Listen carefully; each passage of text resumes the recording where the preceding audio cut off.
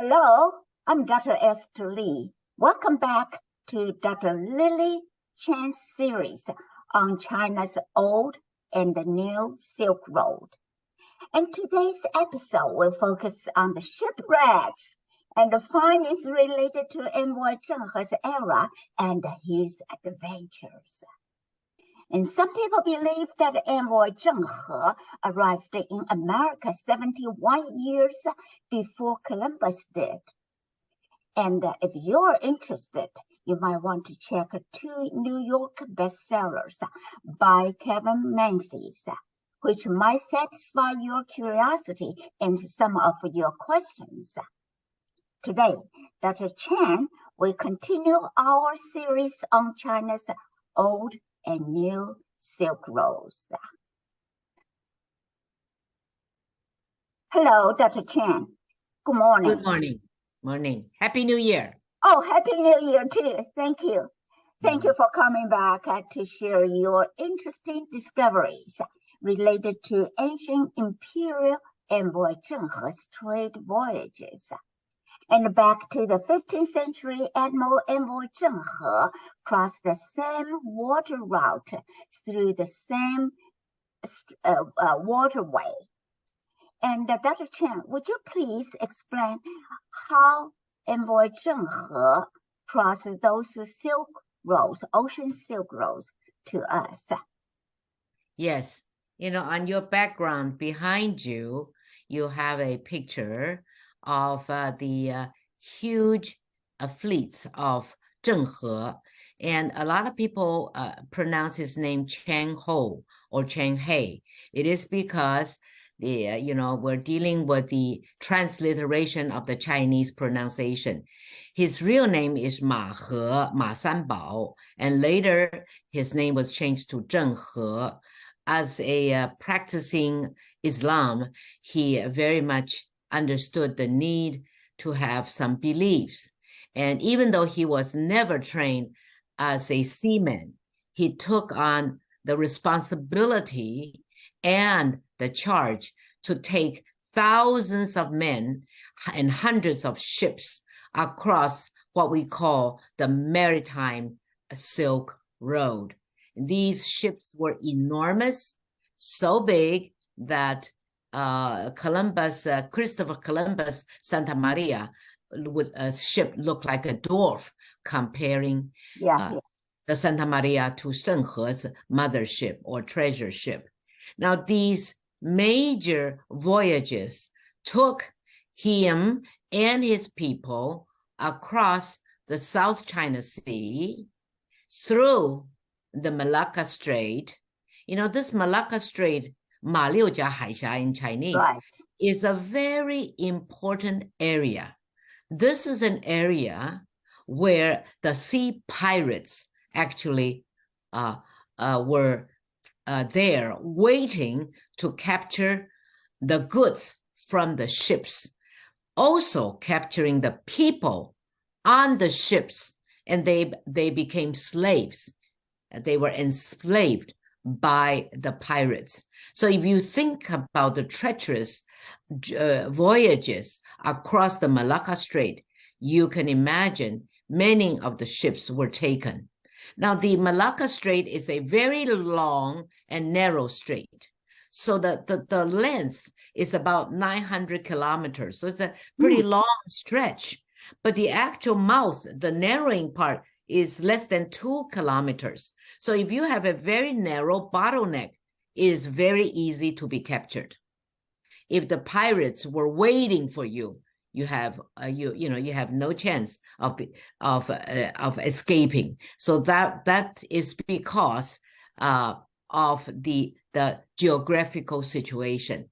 So the pirates were lurking in the waters of Thailand in the 9th century, and they were also lurking alongside of that Malacca Strait. Now, so these pirates would take the goods from the ships, as I said. And what were they? They were gold, they were tea, they were silk, they were China, all kinds of things, and including people. So Zhenghe's ships, some of them were captured. But other times, those ships they sank down into the South China Sea, or they sank into the Indian Ocean, and all the way they sank into African Strait, and then into the Mediterranean. So everywhere you will be able to find shipwrecks, but also everywhere you would hear about the pirating, the pirates taking over the ships, and mostly taking over the goods. So this was a very hostile water, and was a very difficult waterway. So in a way, from the shipwrecks, we were able to find out more about what happened during the voyages. And from some of the records, we found out about the pirates. Now, these pirates are still lurking in the South China Sea. They're still lurking off the coast of Thailand. And if you remember 1975, a lot of boat people left Vietnam into the ocean, trying to find rescues and places to live in Malaysia, etc. Now, even in the 1970s, there were lots of pirates in the waters. But as you also know, these pirates are still lurking in Africa. If you know anything about Africa, you would know that the pirates would take even a huge cruise ship, let alone the ocean tankers. So you have some experience yourself? Yes. With the pirates? Yes. Just right before the COVID, we went to the Red Sea, cruise, but we had to start with the Dubai and then along the Yemen, coastal Yemen. And we were alert for 3 days. For 3 days, 3 nights, we had to watch out the pirates. We had to, I told my husband, the best thing is to hide. Don't run, because they want to capture you, as a hostage. They don't care about the money, because we all use credit cards. So just don't get caught, and just hide it. I said, I'm so tiny, I can hide under the dresser, the desk. But I said, you have to figure out how to hide. But anyway, that was a very exciting trip.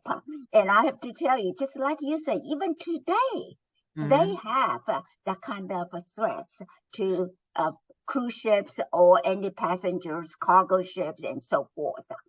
Yes. Of course, during the past, we have so many cargoes, treasures, and human lives lost, on those dangerous waterways or voyages. And so I understand you have done extensive research about several centers of ocean archaeology. Would you mind sharing some of the findings from past shipwrecks? Yes. So first of all, let's just say that I still want people to enjoy their ocean cruises. Pirating is a way of life for many people. It was a way of life many years ago. So let's keep going. So if you look at this map in front of us, you can see the dotted lines showing how the ships went from China, from Quanzhou, and they would go through, and then of course the ship traveled from Jingdezhen, from tributary of the Yangtze River, all the way to Malacca, and then all the way through Sri Lanka. If you look at the middle part, you can see India and you can see Sri Lanka. Now Sri Lanka, Xilan, is a very important island for the traders. They could stop there. They could get the spices there, the Spice Island, and they could get their supplies. But along the way, if we talk about Zheng He, you should know that he was very strategic. He would stop and get supplies, get fresh water, and he would befriend. He would be very friendly with the locals. He not only taught them a lot of things, he gave a lot of things away. He made sure that knowledge was shared, knowledge about astrology, knowledge about navigation, knowledge about the ocean maps, knowledge about people. The knowledge was shared. And also, besides his own religious belief, he also wanted to help people build temples, build different types of houses of worship. So he was very accommodating. So in a way, he was an extraordinary ambassador of goodwill. So as you can see along the dotted line, the ships would go all the way to the Mediterranean, and of course through a little bit of land. So in the Mediterranean, as you can see, from Turkey, from the lower part of Turkey to Cyprus, all the way to Greece, to the Greek Isles, to the island of Malta and Gozo and so on, you could see that underneath the water, there would be ships. So if you look at along the ocean or maritime Silk Road, there will be many places that we could find shipwrecks. And from the shipwrecks, you could identify the types of trades, the types of commerce. So in a way, this would be very important to know. And I took time out of my schedule to look for different shipwrecks. So if you want to take this next one, yeah, the Wanli shipwreck. Now, Wanli, for all the Chinese who understand the Chinese history, Wanli is the name of a Ming dynasty, an era. So in 1625, a Portuguese vessel set off from China on a voyage, carrying large amounts of porcelain. In those days, porcelain, also known as China, was the most precious. And then that's why China is called China. The country China is named after the porcelain China. So the ship called Wanli never reached Portugal. It sank in the South China Sea. Now, this is very important because the wreckage was discovered and you could find the cargo 6 miles off the east coast of Malaysia. So my goodness, at first, when the fishermen from Malaysia, when they were fishing, they were just fishing for fish. My goodness. Instead, they found all these beautiful china and ceramics, especially the blue and white. So now all these fishermen, they had no idea what they were doing. So they would take these pieces of china home. Now, for those who were interested in antiques, they realized, my goodness, underneath the fish, underneath the water, there must be something else. My goodness, the ship was found in 2004, loaded with what we call a Ming Dynasty blue and white porcelain. If you know anything about Ming Dynasty blue and white porcelain, 明朝青花, you would know even a small plate could demand $1 million. So can you imagine a shipload of Ming Dynasty China called the Wanli shipwreck? Right. The persons who found the shipwreck, how much money they could gain from this. Right. So this is called underwater pirating. These were pirates again, but they had to go underwater to find them. Can we go to the next page? Sure. Yeah. So my goodness, this guy, his name is called Mike Hatcher. Now, this is a person who was born in Great Britain. And as a child, he was fascinated by ships. And of course, if there were ships, there were shipwrecks. Okay? This is the way. If there are cars. Excuse me. I wonder, Lily, Dr. Cheng, is he still alive? He must be a billionaire. Yeah, he is alive. He's alive. I believe he's still alive, but I don't think he is doing a lot of diving. Now, so he learned to dive, right, himself. In the beginning, he was thinking more of the World War II vessels. Now, if you think about World War II, it happened everywhere, right? It happened in the Pacific. Right. It happened in the South China Sea. It happened in Australia, New Zealand. It happened in Normandy, It happened in the Mediterranean. It happened in Africa. So think about this person, Mike Hatcher, who was thinking about getting down to find the sunken World War II vessels. Now, think about the sunken vessels. They were not treasure ships. They were Navy ships. Even though he was looking for Navy ships, he was also looking for other things. So in 1983, he stumbled upon the 17th century Chinese junk. Now, we have to take time to talk about Chinese junk in a little bit later. Right.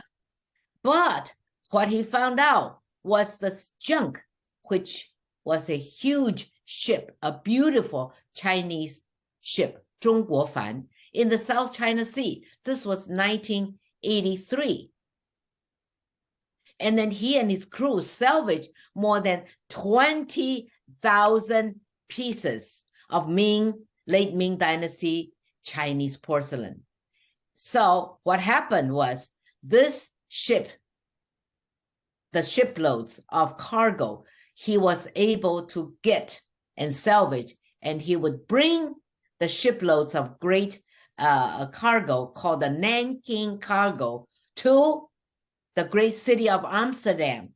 And he himself netted a lot of money. So indeed, you are right.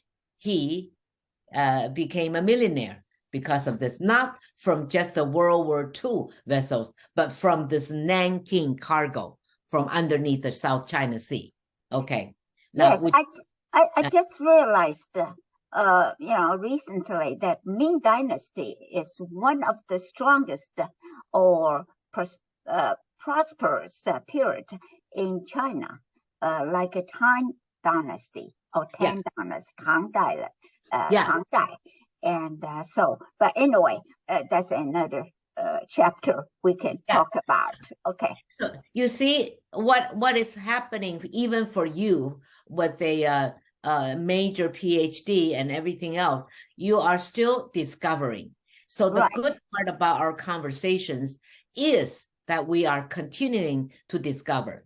The reason why people think about China and the Great Wall is because the Qin Shi Huang, the first emperor of Qin, built something outside, not underneath, but outside, on top of the earth, on top of the mountains. You could see them.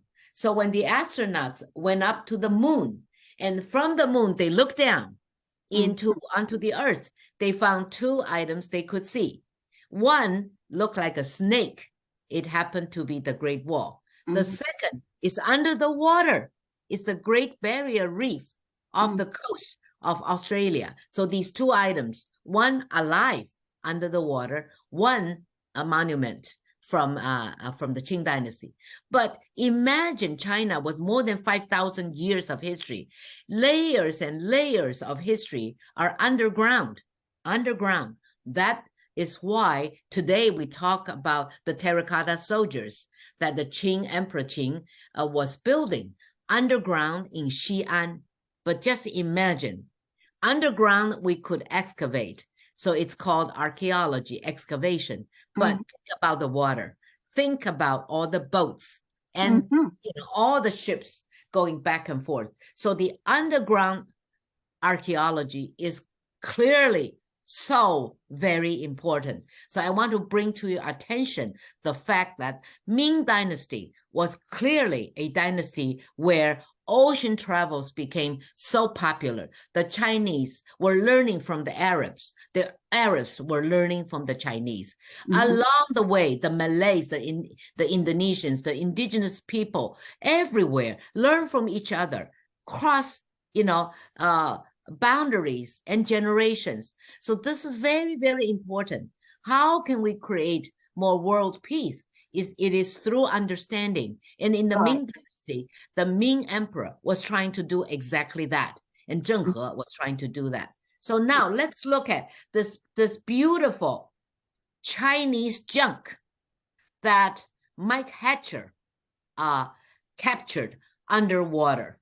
Okay, this junk is called the Geldermalsen. It was actually commissioned to be built by the Chinese from a Dutch East Indian East India Company. So this merchant ship actually sank in a storm. This was a natural disaster in 1752, while on a return voyage from Canton to Amsterdam. Now you can imagine the Dutch people were crazy about porcelain. So the ship was loaded with porcelain. But let me also tell you, it was loaded with tea and silk and gold. So you are wondering, I'm sure, while you're listening to this, how were they packed? How were they packed on the junk? The porcelain was the first layer, and then the silk was the second layer, and then the tea was the last layer. So while the divers were going down, searching for the lost china, they were soaked in tea. The sea was dark, was very dark with tea. So you can imagine you have, I'm sure you have had the opportunity to drink many cups of tea. Imagine the tea was the first cover to protect the silk. Silk is so resilient, okay? The silk protected the china. So most of the pieces of china were intact. The pieces were intact, okay? That was why we could have the Nanking cargo, and we could get a lot of money. A lot of people got a lot of money. So Michael and Max, they were very skilled in high technology and marine surveys. You see, our world is covered mostly with water. So with so much water, how could we find things? You got to have technology. Like today, 2023, we have lots of technology to survey underwater. But even way back in the 80s, they were able to find underneath the water different shipwrecks. So my goodness, this particular shipwreck was just 5 miles away from where he found the first wreck. So there was a first wreck, was second wreck, and so on and so forth. Now, if you look at the right side, that is a typical junk. I have to say, and I lament the fact that through my research, China junk, so-called 中国帆, is almost no longer anywhere. And yet, during the time of the Ming Dynasty, even in the early 19th century, 20th century, the Chinese junks were everywhere.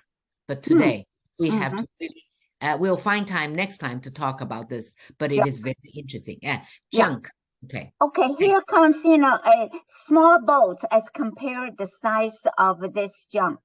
Yes. And, my impression, I'm sorry to show my ignorance, but my impression was when you talk about Chinese junks, I tend to associate with those junks around Hong Kong harbor, okay? That kind of junks with refugees, and poor people, boat people living, that's their living quarter. And so it's a totally different pictures. Yeah. And here you can see, I don't know what this boat, tiny boat for. Maybe. From the big junk, by the way, you are deeply influenced by the word junk because you go to a junkyard. It is junk. Think about a junk, a little junk in the harbor, Victoria Harbor of Hong Kong, of the coast of Hong Kong. But junk, actually, the word itself came from another word, which is not synonymous at all with anything little, nor with anything that's not good. Junk is actually a very precious ship. It's like the Bao Chuan of Zhenghe is a junk. Okay, so think about. So we have to do a session on junk. Now, why is it that the Chinese sailboat is so flexible that the Europeans had to learn from these Chinese junk? It is because of the sails. They are flexible. They can be folded. They can be, used to stretch all the way up.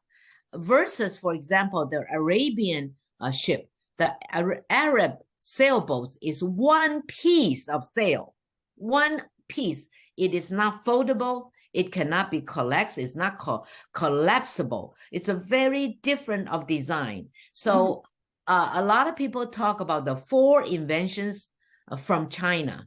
I actually agree with some experts that the China sail, 中国帆, also known as the junk, is the 5th treasure of China.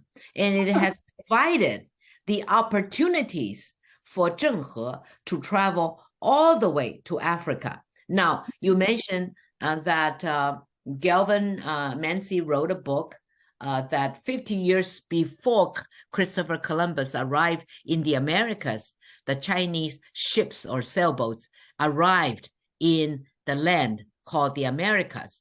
Now, this is totally debatable. Of course, we will need a lot more evidence to prove or disprove the situation. But I can tell you for sure, the ships, the sailboats, the Chinese sailboats with the collapsible sails traveled 7 times across the oceans to Africa.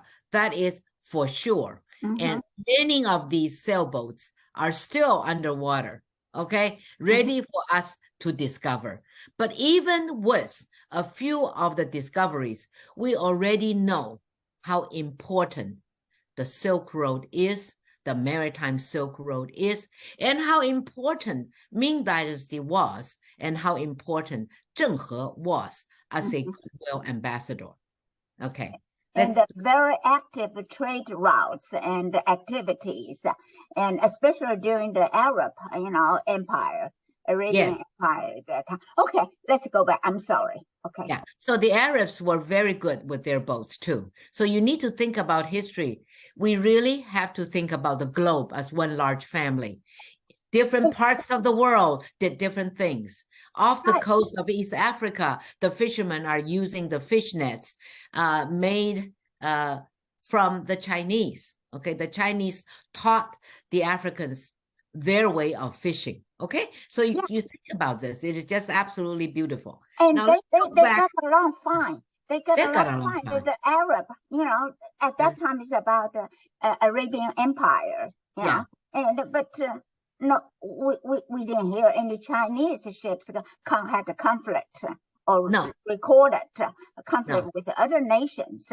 It's shipwrecks, but not battleship like World War II, early. I'm sorry. Okay, go ahead. So the ships were ships that loaded with friendship, okay? Friendship ships, goodwill. So Mike Hatcher, we have to know a little bit more. So for those of you who are interested, make sure you go online. These days you go online and you look for Nanking cargo. In fact, I have a good friend who actually has 2 pieces of Nanking cargo. She spent a lot of money getting them, acquiring them. So you think about the Nanking cargo, you look at the right side of the photo, you can see people were viewing these hundreds and thousands of pieces of China. Think about these pieces and think how they survived thanks to silk and tea. The silk and the tea protected the China, okay? So more than 20,000 people attended the auction. Just think about that for a moment, okay? And they waited for hours. They lined up in the city of Amsterdam to wait for the opening of the Christie's auction house. And an anonymous bidder paid, in those days, $332,000 for 144 plate set. Okay, so imagine this person with a dinner set of the Ming Dynasty porcelain. Wow. And a Swiss banker bought a pair of butter tubs for $15,000.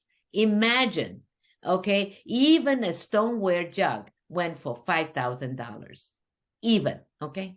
So there were a few Chinese from China who went over in 1986 with the hope to buy a few pieces of the Nanking cargo. They were unable to acquire even 1 piece because they didn't have enough money to buy. So what do you think? The sale brought in $15.3 million. Just imagine, okay?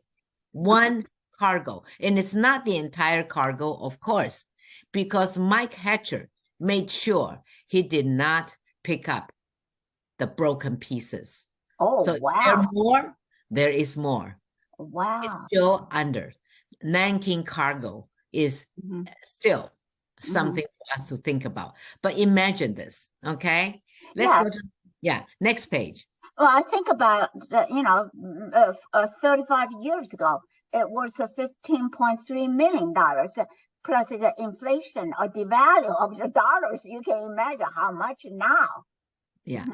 So you think about all the ships, the sunken ships, for different reasons, mostly because either they hit a reef or they hit something like the Titanic hit an iceberg. This type of situation happens all across the waters of the world. So there were many, many ships. Now this one, the ship's name is called Tek-Sing, okay? In Chinese, it's De-Xing. So this Tek-Sing was sunk in 1822. It was salvaged in 1999, okay? More than 170 years later. Now, you can easily go online and look for Tek-Sing and find the items. So this is only a picture to show you. These items are now kept in beautiful glass cases, ready for you to make a bid and possibly to buy. But it's a lot of money, okay? It's a lot of money for sure. So you imagine, people are still going under the water to look for sunken ships. May we go to the next page, please? Okay. Now, would you give us more information about the new salvage in 1999? Yeah. You think about it, it's 2023, so it was 24 years ago. Now, this Tek-Sing, De-Xing, the ship sailed from the port of Amoy.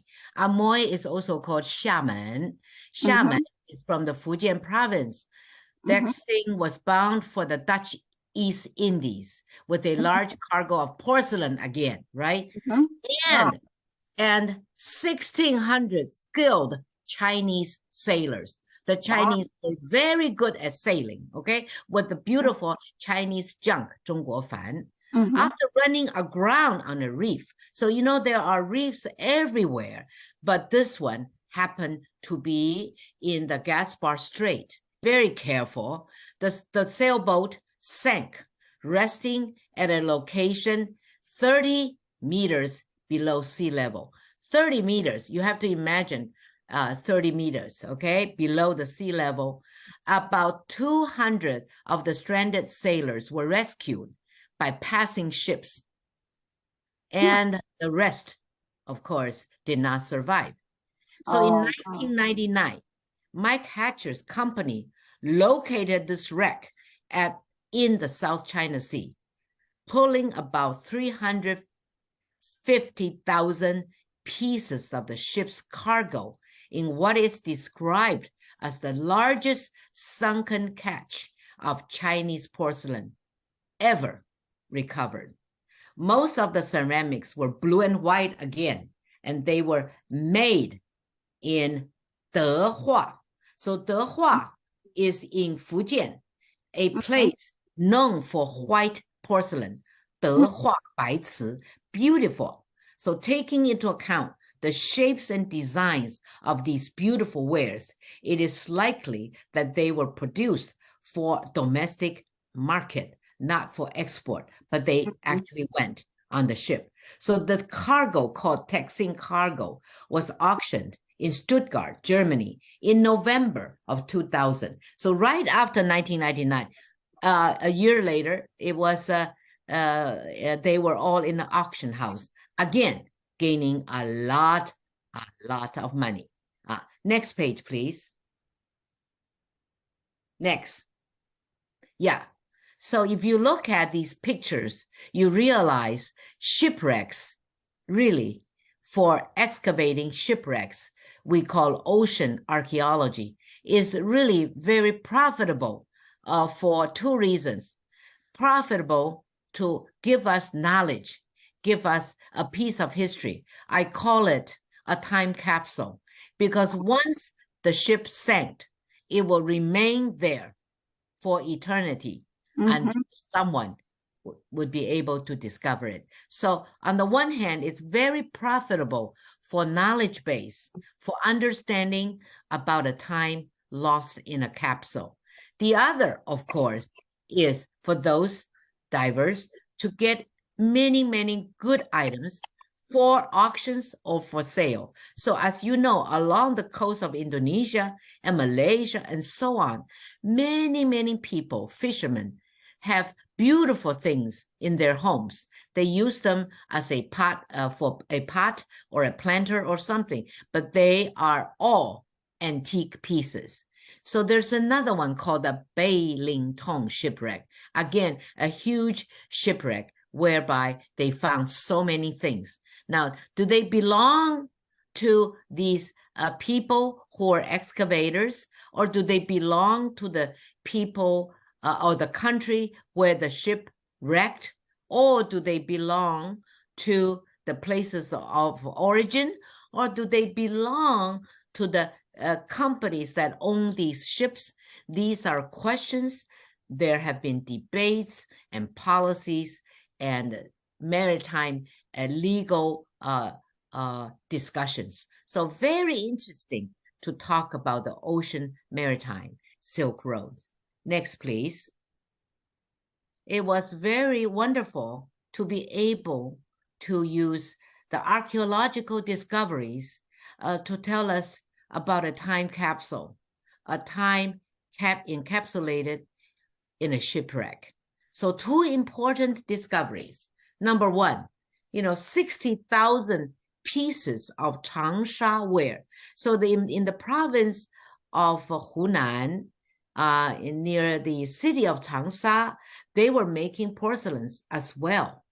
And largest single collection of Tang Dynasty artifacts in one site. We were talking about the Ming. This one was the Tang Dynasty. Tang Dynasty was before the Ming Dynasty. Okay, think about that. And then they found something even more interesting, because this particular ship called the Beilingtong shipwreck, the ship was actually an Arab ship. So a lot of people don't understand. They think that exploration the explorations were mostly done by the Portuguese, the Brits, or the Dutch people. Not true. The Arabs were really very good at shipbuilding.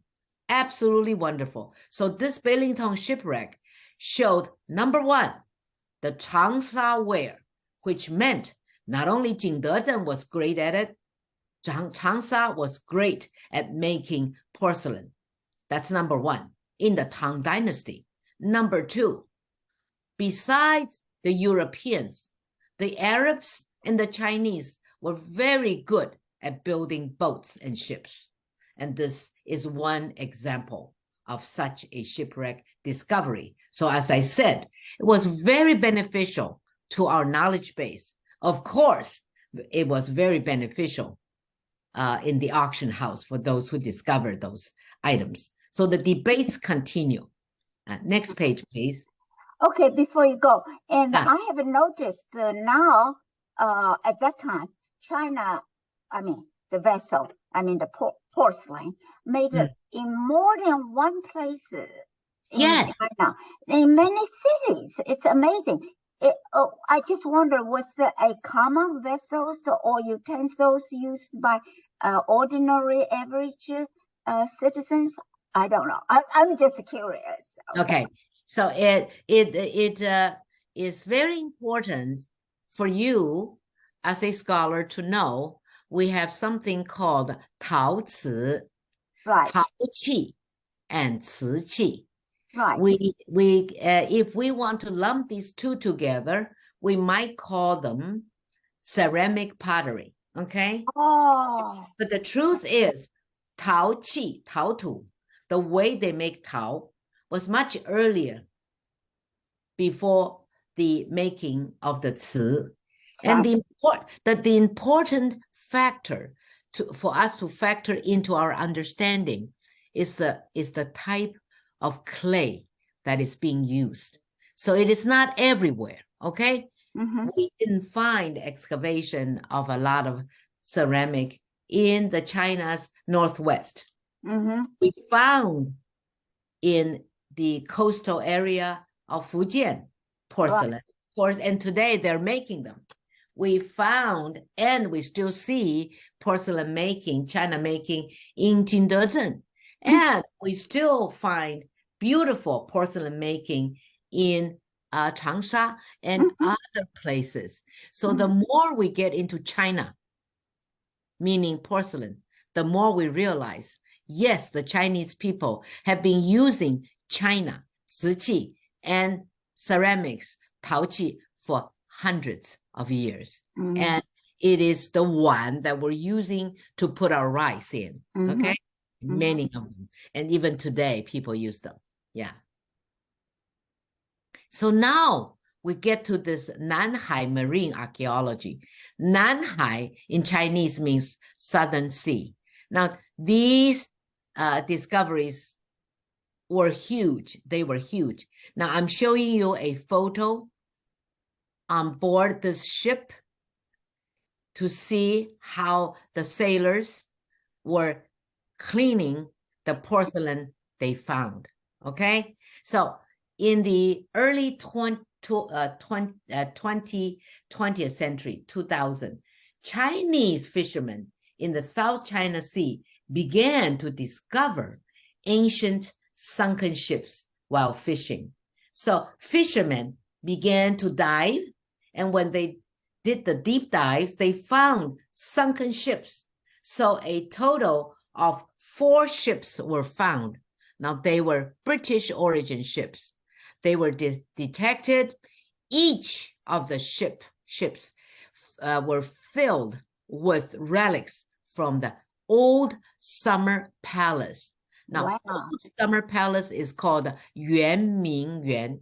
If you know anything about recent Chinese history, you know about the looting of the old summer palace, the Yuanmingyuan. Guess what?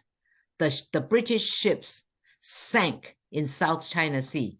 And in the discovery of the ships, the items, they found some of the items from Yuanmingyuan. So history told us that 8 countries, 八国联军, looted the summer palace. The evidence, many evidences were hidden under the sea. Now they were discovered. Okay, next page. Wow.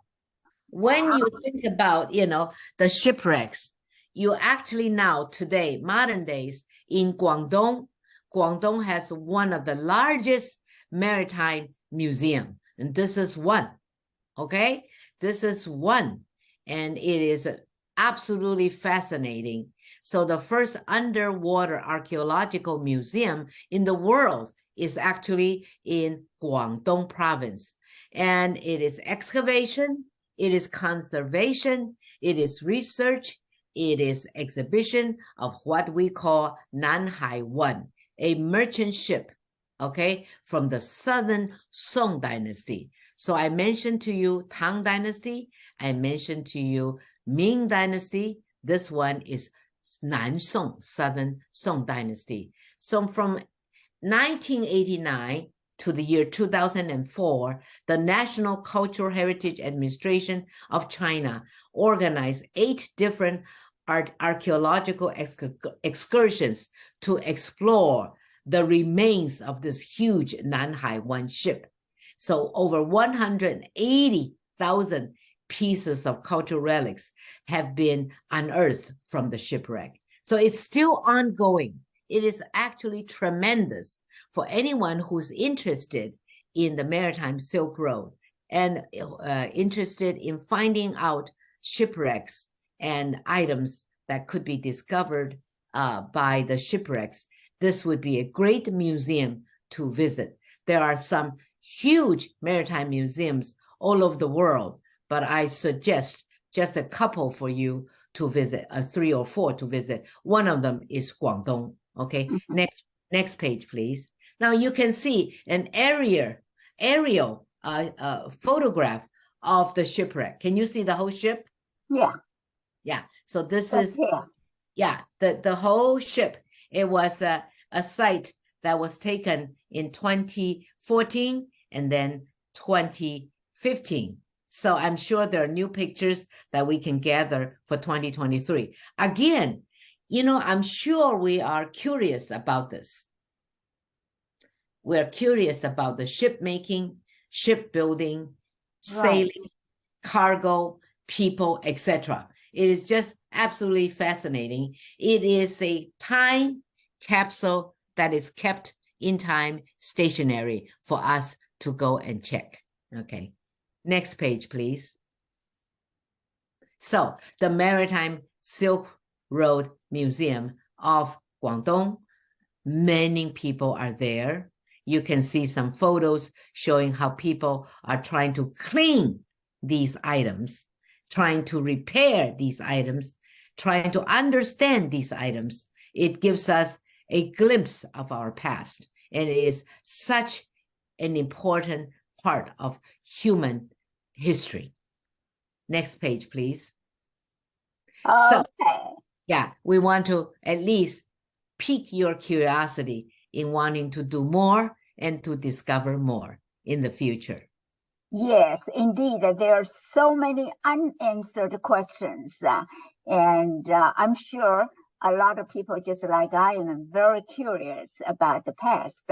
But normally or usually we tend to ignore or oversee the ocean, deep ocean archaeology, which is very important discovery for us, or places for us to explore, especially when we are thinking about the future. And a lot of the issues involved there.